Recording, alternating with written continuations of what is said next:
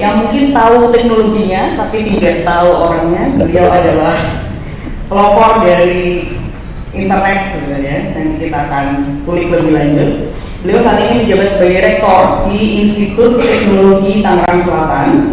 Jadi beliau dikenal sebagai pakar, praktisi, dan penggiat teknologi informasi yang telah menginspirasi beberapa layer generasi di Indonesia. Untuk pendidikan, beliau menyelesaikan studinya di S1-nya di ITB, kemudian melanjutkan S2-nya di Kanada, dan juga meraih gelar PhD-nya juga di University of Waterloo, Kanada. Beliau ini cukup produktif, menulis lebih dari 60 buku saat ini yang sudah diterbitkan, 20 publikasi di jurnal terindex Scopus, kemudian lebih dari 250 paper yang sudah terpublish di SIMA. Nah, untuk kiprah beliau telah menerima lebih dari 25 penghargaan nasional dan internasional, termasuk Hari Cipta Rekayasa dari Persatuan Insinyur Indonesia, dan juga menjadi Eisenhower Fellow dari Eisenhower Fellowship di Amerika Serikat. Dan juga beliau inisiator inovasi teknologi seperti RTRWNet, Wajan Bolik, dan aktif dalam mengembangkan solusi teknologi open source di Indonesia. Dan saat ini beliau juga aktif memperkenalkan e-learning mengelola platform seperti halnya Work Center, kemudian juga opencourse.itts.ac.id yang sudah diakses lebih dari 30.000 mahasiswa secara gratis. Kalau saya mau teruskan, ini nanti acaranya cuma hanya mengenalkan, jadi tanpa berpanjang lebar, saya persilakan kepada Bapak Insinyur Koro Widodo Purbo untuk menunjuk. Silakan Bapak. Terima kasih Mbak Frida, teman-teman pimpinan FT apa tadi? FPTVI. Ya, itu. Itu dah. Teman-teman dosen, mahasiswa yang ada. Oke, tentang saya bisa dibaca di Wikipedia. Tapi terlalu horor, saya dengerin Mbak Frida ngomong tadi ngeri. Tapi memang sepanjang itu Pak. Oh gitu ya. Cuman sebelum terlalu cepat, semua materi saya mudah-mudahan sudah di-share di grup WhatsApp barangkali ya. Bentuknya folder, isinya buku. Buku yang paling serius barangkali yang paling atas ini ada buku pegangan implementasi AI. Buku itu dipakai untuk memberikan training teman-teman di BPKP, BPK, Dirjen Anggaran dan sebagainya, karena mereka lagi pusing urusan AI. Jadi itu dipakai totalnya 250 halaman, free, silahkan di-download, nggak ada ISBN-nya, nggak sempat diterbitin. Untuk materi hari ini saya akan lebih fokus ke masalah digitalisasi, mungkin lebih malah hilirisasi kali ya, bukan digitalisasinya, lebih ke hilirisasi bagaimana teknik membuat industri di Indonesia gitu kira-kira. Jadi yang akan saya sampaikan di sini lebih ke pengalaman perjalanan hidup saya selama 30 tahun bagaimana kita membangun industri di internet di Indonesia. Sebelum terlalu jauh juga, saya mungkin nanti akan memberikan Vandel Cindra Mata. Ini bentuknya harddisk. Kalau orang-orang ngasihnya plakat atau apa, ini harddisk 1 terabyte, ada sekitar 30.000 buku. Silahkan dipokopi ke teman-teman FTP, TPI itu tadi. Ini buat dicip-cip dulu harddisknya kira-kira, tapi jangan ditaruh di internet karena ini bukunya saya dapat dari hasil torrent.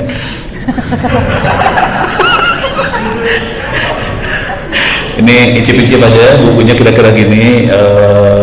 Ini bentuknya folder-folder seperti ini. Ini kita taruh di perpustakaan digital di kampus juga.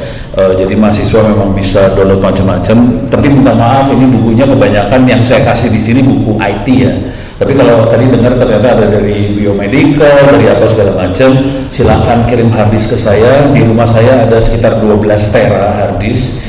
Bukunya dari kedokteran, sosial, ekonomi, segala macam, termasuk ilmu-ilmu hitam juga banyak di sana. Bisa di-copy, gitu ya. Oke, ini buat dicip-cip aja. Saya masuk ke yang ilmu yang lagi hit sekali hari ini tentang AI. Di sini bukunya juga banyak bisa diakses. Tapi ini intinya bukunya PDF. Saya tunggu bawah. Saya klik sembarangan aja ya. saya klik sembarangan aja, ini bukunya ya udah, kalau mau dibaca ya udah bisa dibaca kayak gini lah kira-kira. Nanti ini bukunya puluhan ribu, tapi minta maaf biasanya orang pertama kali kalau ngopi hari saya komplain pertamanya sederhana, kono ada yang bahasa Indonesia enggak?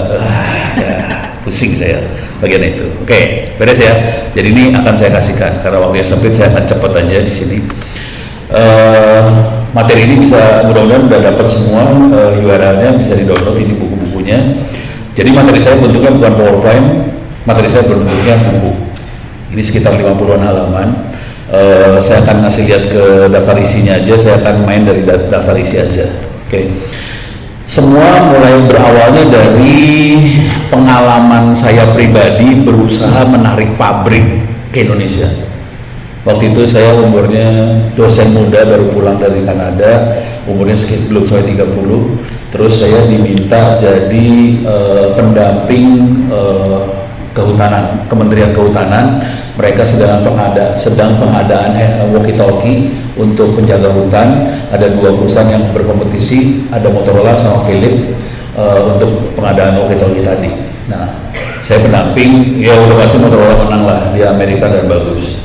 Terus saya kan orangnya iseng banget, saya ngomong sama Motorola, lu kan dapat duit, mau nggak lu install bikin pabrik di Indonesia? Orang Motorola ngomong saya, ini orang muda gila, dia pikir, lu serius? No, serius. Wah, mari kita jalan ke Malaysia. Jalanlah kita ke Malaysia. Saya dibawa ke 2 pabriknya Motorola di Malaysia, satu di Petaling Jaya, kita nyebutnya PJ, satu lagi di Penang. PJ itu semiconductor, di Penang itu walkie-talkie. Kita lihat, saya nggak ngeliat pabriknya sebenarnya, yang saya lihat orangnya. Saya perhatiin, kok orangnya rambutnya hitam semua, ini kan pabrik Amerika. Saya bisik-bisik lah saya sama orang-orang Motorola di sana, kok kalian bisa hitam semua rambutnya? Kan ini pabrik Amerika. Dia bisik-bisik lagi saya, no, ini urusan 25 tahun. Jadi memang awalnya semua orang di pabrik itu yang di atas Iran, orang Amerika, bawahnya Malaysia. Tapi setelah 25 tahun, pelan-pelan mereka kan berkompetisi, mau nggak mau pada saat berkompetisi harus membuat manusia. Pada saat itu terjadi, pelan-pelan digerus itu bule-bulenya, akhirnya semua orang Malaysia semua. Ini kuncinya, 25 tahun konsisten. Pertanyaannya, kita lagi mau ngomongin hilirisasi. Mungkin enggak politik bangsa ini konsisten selama 25 tahun. Kebijakannya sama, tidak berubah, mendukung kebijakan untuk hilirisasi. Kalau itu bisa, kita bisa hilirisasi. Kalau itu nggak bisa, kita hanya mimpi. Itu aja sih intinya. Tapi di luar itu, setelah itu saya pulang ke Indonesia. Oke, saya akan berjuang buat bikin pabrik di Indonesia. Pertanyaan orang Motorola simpel aja, no, lu punya air yang bersih kagak? Mampus gue. Air kita kan lumayan ya. Terus listrik nggak boleh ngejepret. Ini pabrik semiconductor, main listriknya gede banget. Oh, mati gue. Udah gitu, itu zaman sekitar tahun 90 sebelum 2000 ya, 96 97 lah. Transportasi gimana? Kalau sekarang udah lumayan ya, tolnya udah oke. Dulu bonyok. Terus pertanyaan paling simpel sama dia gini, kita butuh 100 orang buat mengawaki pabrik ini minimal. Lu bisa supply berapa orang? Saya di Institut Teknologi Bandung. Saya bekerja di Microelectronics, semiconductor. Saya cuma bisa bikin 5 orang 1 tahun. Pingsan langsung, wah nggak beres. Dah, sejak itu mulai mikir. Dan waktu itu bulan Februari tahun 2000 di ITB kita bikin workshop, itu yang ngomong 12 orang profesor. Kita penelitian hak cipta, kita penelitian hak paten, hak 12 orang profesor ngomong kayak gitu kan stres gitu. Udah gitu, oh no, sini lu ngomong. Saya ngomong ke depan, kayaknya ada yang salah deh. Kita punya ilmu harusnya disebarkan supaya sebanyak mungkin orang dapat manfaat. Turun dari podium itu Pak Sudiarjo, profesor, dia cuma ngomong gini, no, yang lu pikirin bener sih no. Tapi saya 3 hari 2 malam gak tidur, saya mikir aja, udah Hari ketiga saya bikin surat ke Rektor ITB, Pak Rektor saya mengundurkan diri, saya ingin bikin bangsa Indonesia pintar. Udah. 2 minggu kemudian keluar surat, diberhentikan dengan hormat. 2 minggu kemudian keluar surat lagi, tolong gaji terakhir dikembalikan. Itu nggak penalti ya? Enggak, udah, ini beasiswa udah habis. Soalnya jujur nih, saya keluar negeri nggak full beasiswa Indonesia sih. Saya beasiswa saya di tengah jalan habis, dan saya mengemis, akhirnya dapat beasiswa dari Kanada. Jadi saya setengah Kanada lah, nggak masalah. Nah, dengan kondisi saya tidak kerja di mana-mana, kaki saya betul-betul di industri akhirnya. Jadi saya di industri, saya langsung berinteraksi sama para pemain di lapangan. Akhirnya saya ngerti apa yang dibutuhkan sama industri. Jadi kalau saran saya, tugas kampus, tugas guru, tugas dosen bukan hanya membuat SDM, enggak. Kita yang harus mendobrak, kita yang harus mendorong dan harus merubah industri itu sendiri. Tadi saya dengar Pak Rektor ngomong kita sedang turun segala macam. Itu tugas dosen buat itu ngedobrak supaya kita naik, bukannya terus wah kita harus ngerubah kurikulum supaya SDM kita cocok sama industri. Kagak, kita dobrak supaya bangsa ini bisa merah putih dan kita tidak dijajah sama bangsa lain.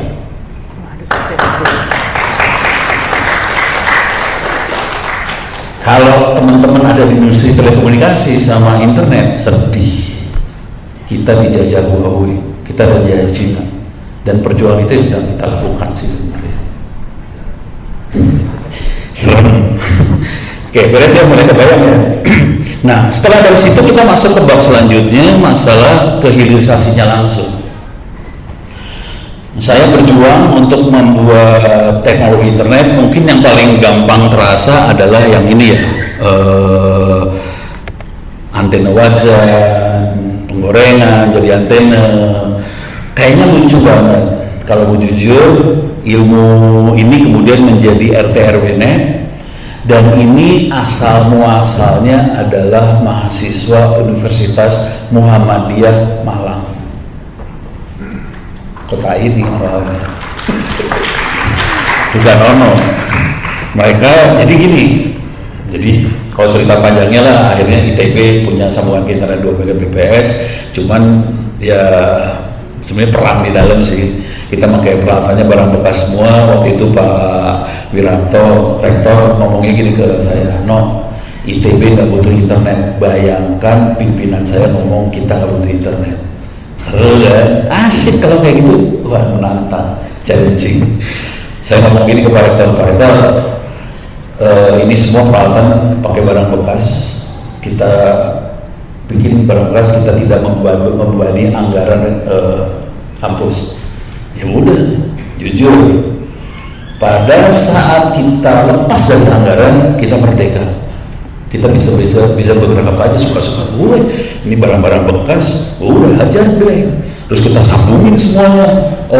Kampus-kampus di Bandung pakai walkie-talkie, jadi jalan internet. Tahun berapa itu Pak? Tahun 96, udah lahir dulu. Kurang aja. Kayak gitu. Nah, dari situ kita sambungin ke Malang. Jadi sambungan pertama jarak jauh dari ITB itu ke Malang, ke UMM. Terus mahasiswa di UMM kan ya mahasiswa kan carry semua, disambungin lah ke kos-kosannya, dia pakai walkie-talkie, sebarin, dia nyebutnya RT RW net.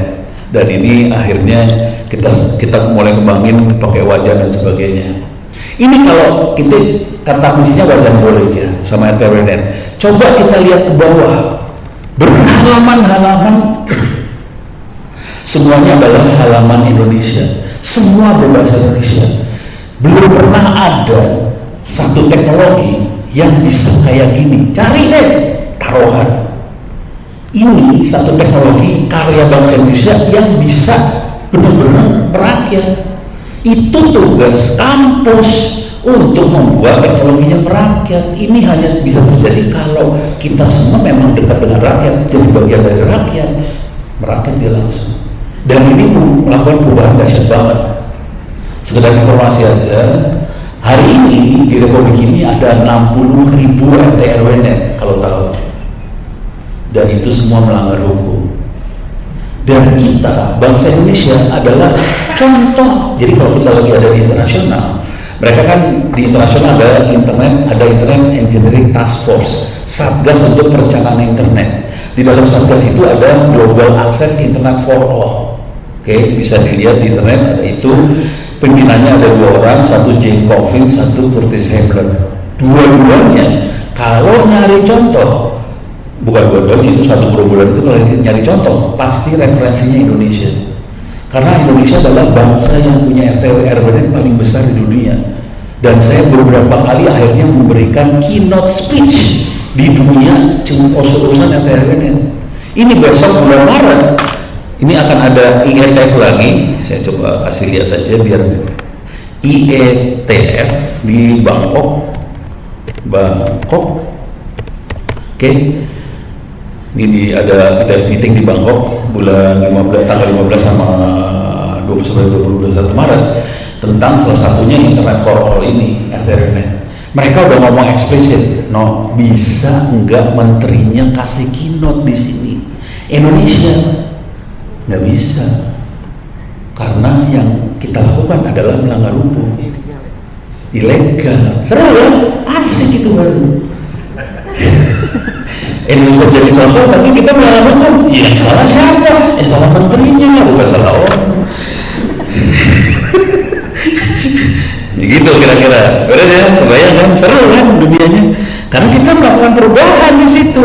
Nah, oke, balik lagi ke sini. Ini juga bisa kita lihat sebetulnya nanti di sejarah panjang perjuangan bangsa Indonesia. Ini ada wikinya di Ono Center Wiki, kita bisa lihat sejarahnya. Ini kelihatan banget bagaimana kita melakukan perjuangan itu. Kuncinya vokasi sih sebenarnya. Kalau mau jujur, kuncinya vokasi. Cuman mereka bukan sesuatu yang formal ya, yang legal ya. Tapi vokasinya gayanya gaya-gaya SMK Telkom Malang asli. Saya kasih lihat lah biar kelihatan. Oh ini dia. Nih, saya baru kemarin 24 jam yang lalu saya berada di SMK Telkom Malang dan saya melihat sendiri bagaimana teaching factory-nya SMK Telkom Malang. Sekedar informasi aja, kita kemarin di kampus bikin pertandingan hacking, capture the flag. Yang paling banyak, hacker paling banyak di Indonesia asal-muasalnya dari kota ini, dari 3 sekolah. SMK Telkom Malang, SMK Negeri, lupa lah ada 2 SMK Negeri, tapi paling banyak SMK Telkom Malang. Bentuk teaching factory-nya kayak gini, nongkrong, ngumpul, ngerumpi, itu yang bikin manusia, bukan kelas sebetulnya, ini yang bikin manusia. Dan mereka nongkrong di kampus 24 jam akhirnya. Dan ini juga kita pakai di, waktu saya di ITB kayak gitu bentuknya, waktu saya di luar kayak gitu, sekarang lagi mulai kita bikin lagi di kampus ITTS, bentuknya nongkrong kayak gini. Dan pola yang sama juga dipakai, contohnya di sini nih, ini yang foto yang Anda lihat ini adalah Internet Exchange yang terbesar di Indonesia, ini ada di IDC. Nongkrongnya di sini nih ruangannya, ini ruangan nongkrong nih ini ruangan nongkrong, enak, karpet. Terus kalau pusing cari teh botol segala macam turun ke ruangan yang ini. Nah yang jadi nggak kelihatan, bentar gue nyari gambarnya yang seru. Oh nggak kelihatan, ada gambar yang bahaya soalnya nggak boleh keluar. Tapi ada. Jadi kalau kayaknya di daerah ini gambarnya kan di sini nih, di balik arah dari sini itu ada Internet Exchange-nya, nggak boleh keluar sih gambar yang itu sebenarnya. Ini IDC di Duren 3. Kita nyebutnya 3D, padahal Duren 3 kita nyebutnya 3D, jadi kita keren. Ternyata nama daerahnya. Bilangnya 3D, padahal sih Duren 3. Nah, tapi intinya kita semua ngumpul, sharing di situ, ini yang menjadi industri. Dan kita punya 60.000 hari ini, proses 30 tahun. Jadi hilirisasi bukan proses kerjaan setahun 2 tahun, kagak, ini kerjaan 30 tahun. Dan proses yang paling utamanya adalah manusia, kuncinya dari situ. Dan akibatnya apa yang terjadi, kita di kampus jujur, kita ini juga kita akhirnya jadi contoh di ini WISIS adalah World Summit on Information Society, kita jadi contoh di situ. Saya ini yang WISIS yang pertama, saya dapat 2 tiket langsung, satu dari Swiss, satu dari Kanada. Intinya sederhana sih. No, lu bisa sharing nggak bagaimana caranya bikin internet murah di Indonesia? Kenapa bisa kayak gitu? Karena nggak mungkin orang Amerika yang ngomong, nggak mungkin orang Eropa yang ngomong, nggak mungkin orang Jepang yang ngomong. Harus orang negara berkembang. Dan kita, Indonesia adalah negara berkembang yang punya kemampuan ininya luar biasa. Makanya dikasihnya tiket. Dan dunia itu belajar ke Indonesia, urusan kayak ginian. Jadi jangan pernah berpikir bahwa, oh kita Indonesia, oh kita nggak bisa apa-apa. Kagak, justru kita kalau nggak punya apa-apa, justru kita kreativitas kita yang dicari sama negara berkembang lain. Kalau kita lihat piramida perekonomian dunia, oke lah yang ada di atas adalah Amerika, Jepang segala macam. Mereka susah kita kejar. Tapi negara-negara yang lain, negara Afrika, Amerika Selatan, nyari yang setara dong. Nggak mungkin dia kejar Amerika, nggak mungkin. Yang paling setara dan paling jago Indonesia. Jadi apapun yang kita kerjain pasti jadi contoh dunia. Udah keren dah. Beres dari situ. Nah kemudian saya kasih lihat. Ini ada kalau dibaca di bukunya lagi. Ini proses hilirisasi kira-kira kayak gitu. Nanti saya baru mundur ke arah transformasi digital kampus yang terakhirnya. Nah di sini ada beberapa perusahaan yang akan saya highlight. Yang satu Secure IT, kemudian Infotech, kemudian solusi Intech. Infotech tapi websitenya namanya simantap.com. Kisahnya adalah kayak gini nih. Ini Secure IT. Mereka membuat jadi ini mereka bukan distributor ya. Mereka adalah produsen. Mereka pabrik, mereka bikin.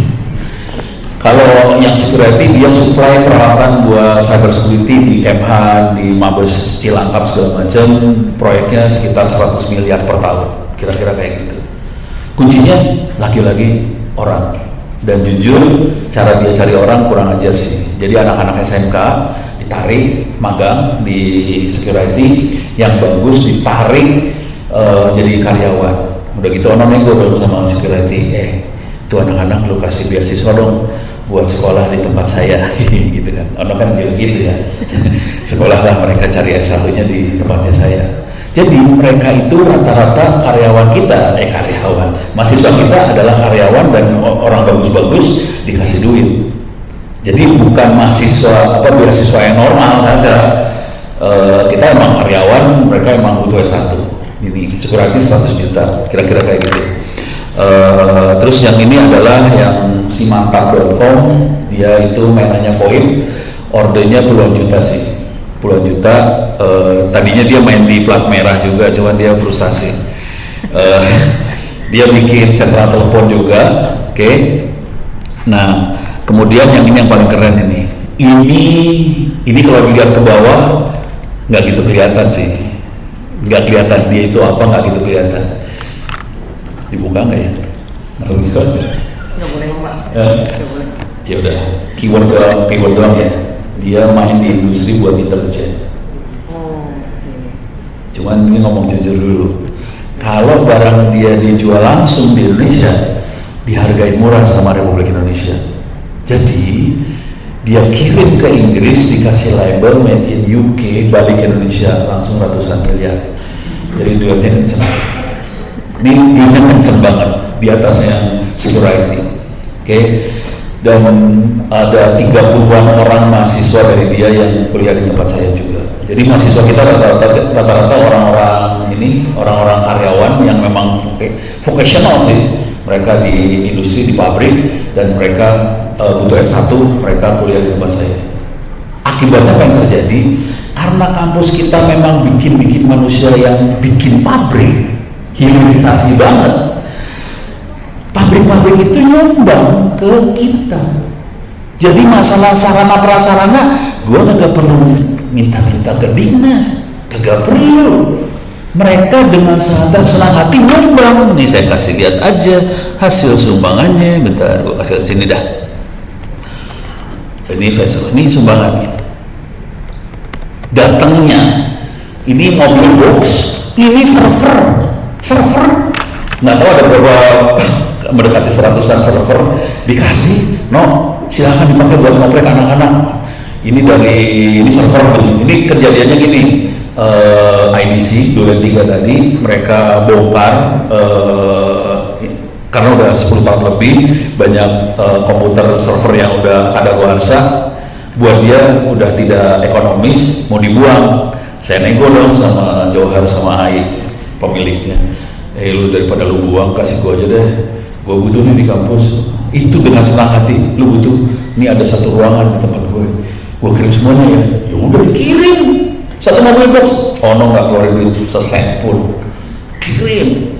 Terus udah ngomong gitu dan kita pakai bener-bener buat didik orang kan, udah teman-teman yang lain langsung, anak-anak Cisco langsung kirim barang, kirim barang semua. Sekarang kita pusing barang banyak, lebih banyak barang daripada mahasiswa. Itu dia enak banget. Pasarana aman ya? Aman. Yang masalah kita manusia, sumpah kita kesulitan manusia. Ini saya kasih ke bawah ya. Ini ada postingan-postingan misalnya, ini ada kegiatan, ada strategi branding. Ini kegiatan kita hampir berapa ya? Ini lab kita, ini tempat ngopreknya. Nah ini ada kegiatan sertifikasi segala macam. Ini minggu depan sama Ubuntu. Itu industri sertifikasi yang bayar siapa? Industri, dia bayarin. Ini hari ini sedang ada sertifikasi 2 data center. Yang bayarin siapa? Industri yang ngasih duit. Jadi itu duit dari mereka semua, soalnya mereka butuh manusia. Gitu. Tapi ya kita harus mendobrak ke lapangan, kita dobrak, kita bikin pasar buat mereka, karena mereka butuh pasar. Kita bikin pasarnya bentuknya apa? Buku. Cara bikin pasarnya dari buku segala macam. Jadi kita yang ngedobrak. Gitu. Nah ini sertifikasi ini mereka kasih free. Satu sertifikat ya mungkin buat kelas Dignas sih nggak mahal ya, buat kita lumayan, 2,5 juta rupiah satu sertifikat. Tapi kalau dikali sama 20 mahasiswa kan ya kerasa juga ya. Jadi kira-kira kita mainnya kayak gitu caranya. Oke. Bagaimana caranya kita dapat orang-orang bagus? Teknik pertama adalah saya nego sama industri. Jujur, sebagian besar mahasiswa yang punya duit, yang pintar, dijamin halal tidak akan masuk ke kampus ITTS. Pasti dia masuk ITB, UI dan teman-temannya. Kaya, pintar, ITB, UI dan teman-temannya. Kaya, enggak sepintar-pintar amat, masuk kampus BINUS dan sebagainya. Ya kita tinggal sisa dong. Orang nggak kaya, tinggal milih, pilihannya ada 2. Orang nggak kaya pintar, sama orang nggak kaya nggak pintar. Ya kita berusaha yang pintar. Caranya gimana supaya bisa dapat orang kaya pintar? Kita lepasin semua kuliah gratis. Kita bikin namanya open course ITTS.ac.id. Semua kuliah dilepas gratis. Buat semua orang, anak-anak SMA, SMK yang pengen kuliah bisa kuliah free. Pada saat dia masih di SMA, sama pada saat dia masih di SMK. Silahkan ambil kuliah, nggak usah bayar SPP, nggak usah ikutan SPMB, nggak usah bayar apa-apa, silahkan kuliah. Kalau dapat nilai bagus, dapat sertifikat gratis. Kalau mau dipakai cari kerja, silahkan. Tapi akibatnya apa? Bayangin ini anak-anak kerjain kuis tiap hari, ditulis dong di kepalanya opencourse.itts.ac.id, besok opencourse.itts.ac.id, nempel di kepala iklan ini. Aduh, minta maaf ini saya tahu bukan saya banyak rektor dan sebagainya, minta maaf. Aduh, bukannya mau merasa berdosa sih, tapi ini kita kasih free gratis. Dan soalnya kemarin saya dikomplain sih, asli saya dikomplain sama direktur perusahaan. No, masalahnya mahasiswa lu itu pinter sih, cuman punya masalah itu mahasiswa nggak bisa pada bahasa Inggris. Itu tamparan keras buat saya. Kalau saya nyuruh dosen saya suruh bahasa Inggris sama belepotannya kan, dosen-dosen kami juga bahasa Inggrisnya rada-rada gitu deh. Ya udah, saya bikin ini kalau bapak ibu lihat kelihatan nih, bukan yang ini ya. Ntar salah ngeklik gue, yang ini nih. Iya, ini modal nih. Ini soalnya modal ya. Ini pakai formatnya GIF. Soalnya bahasa Inggris kan? Iya, jadi saya udah hampir sebulan ini saya konversiin semua soal-soal jadi bahasa Inggris supaya tingkat penderitaan mahasiswa bertambah. Tapi kalau nggak gitu kan nggak bisa bahasa Inggris kan? Ya tahu mereka pintar bahasa Inggris masalah, ya udah saya giniin sekarang. Gitu. Sekarang saya kasih contoh akibat yang rada ekstrimnya ya. Ini ini anak namanya, ini contoh aja nih. Ini bisa Bapak Ibu lihat buku-buku saya ada di andipublisher.com, masuk ke kata kunci Ono bisa dibeli. Ini buku bisa dibeli ya Bapak Ibu. Nah, ini iklan. Ini salah satu contoh bukunya yang kita buat. Ini membuat operator seluler sendiri, 5G sendiri. Oke, saya zoom in ya. Saya zoom in aja. Ini ada satu anak namanya Fatah Fali Hilmi. Dia bikin ini waktu dia semester 5, 45. Dia bikin 5G-nya di Tangerang Selatan. Ini dulu ya. Ini melanggar hukum. Karena kita mau membuat sesuatu tanpa izin, jadi ini melanggar hukum. Cuman Kominfo-nya sekarang lagi berpikir supaya dinas-dinas Kominfo di kabupaten kota harus bisa bikin infrastruktur supaya bisa mengcover black spot. Jadi approach yang kita pakai mau diadopsi sama Kominfo sih sebenarnya. Cuman dalam prosesnya ini si anak ini waktu semester 5-an dia bikin sampai keluar bukunya. Oke. Yang seru, Fatah itu bukunya ada 3 semester 5, sekarang dia semester 7, bukunya 3, paper jurnalnya 1, dan sering saya ajak buat jadi narasumber webinar. Masih semester 7 hari ini. Akibatnya apa yang terjadi? Profesor Ray dari Taiwan ngirim email, Fatah, kamu bisa nggak sekolah di Taiwan S2, dibayarin sama Ministry of Education Taiwan. Ini Fatah. Ada kisah yang lain lagi namanya Noras. Noras masih semester 3. Dia masukin proposal ke ISIF.Asia APNIC. Dia dapat buat ini ya, migrasi API versi 4 ke versi 6 kota Tangerang Selatan. Dapat duitnya 30.000 US dollar semester 3. Bisa. Tapi harus didampingin gitu. Dan kita sebagai dosen kita yang ngarahin, coba lu hajar ke sana, lu pasti bisa. Hajar, bisa. Ini yang lain, staf-staf yang lain nggak nyangka bahwa bisa segitu. Kan yang saya dampingin anak S1 ya, pada nggak nyangka bisa. Saya udah tahu sih, kalau udah ngeliat orang saya biasanya tahu, oh ini bisa ya. Hajar, jempol, hancur, gitu. Bisa lah. Nggak pelajar-pelajar Bapak Ibu di sini mah bisa, tapi jangan pernah jadi pengemis lah, nggak usah ngemis lah. Kita punya kemampuan, kita bisa mandiri dan kita bisa merubah republik ini. Saya yakin kita bisa, mudah-mudahan dengan rapor yang seperti ini kita bisa merubah Indonesia menjadi lebih baik lagi. Saya tutup dulu sharing saya hari ini. Billahi taufiq wal hidayah. Assalamualaikum warahmatullahi wabarakatuh.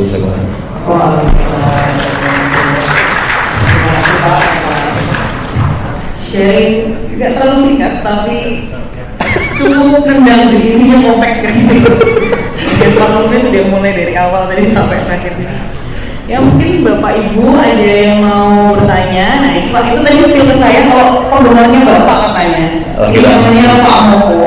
Iya lah, ada di sini. Kalau di BI, Vokasi Universitas Brawijaya, silakan Pak Moko.